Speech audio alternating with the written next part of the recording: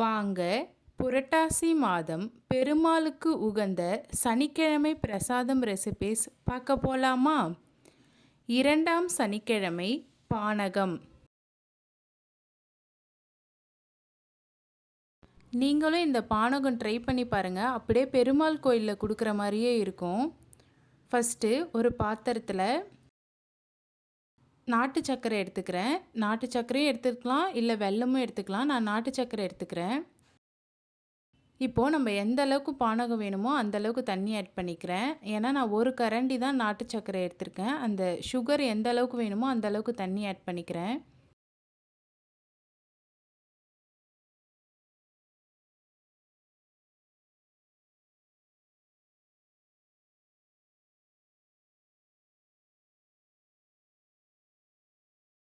ஒரு medium size லெமனை வந்து பிழிஞ்சு விட்டுக்கிறேன்.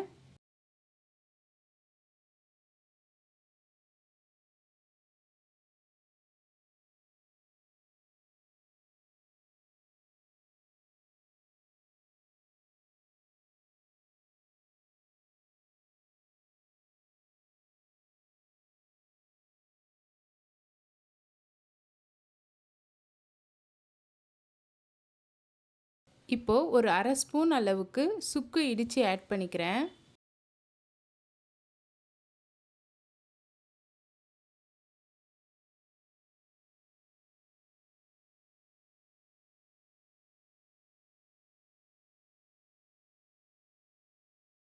இப்போ சுக்கை நான் இடிச்சுக்கிட்டேன். ஒரு அரை ஸ்பூன் சுக்கு ஆட் பண்ணிக்கிறேன்.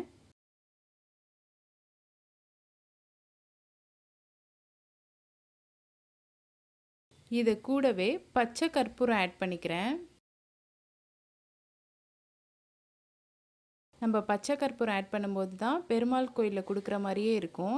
ஏலக்காய் ஆட் பண்ணிக்கிறேன். அந்த வாசனை பெருமாள் கோயிலில் கொடுக்குற வாசனையே நம்மளுக்கு அந்த பச்சை கற்பூரத்தில் தான் கிடைக்கும். தேன் ஆட் பண்ணிக்கிறேன். உங்களுக்கு வேணும்னா ஆட் பண்ணிக்கோங்க, இல்லைன்னா வேண்டாம். நான் ஒரு ஸ்வீட்னஸ்க்காக தேன் ஆட் பண்ணிக்கிறேன். மிக்ஸ் பண்ணிக்கலாம். நான் எல்லாத்தையும் ஆட் பண்ணிட்டேன். ஆட் பண்ண வேண்டியதெல்லாம் இப்போ நல்லா மிக்ஸ் பண்ணிக்கிறேன். நம்மளுக்கு நாட்டு சர்க்கரையோட வெல்லம் ஆட் பண்ணால் இன்னும் ஸ்வீட்னஸ் அதிகமாக இருக்கும். நல்லா மிக்ஸ் பண்ணிட்டேன்.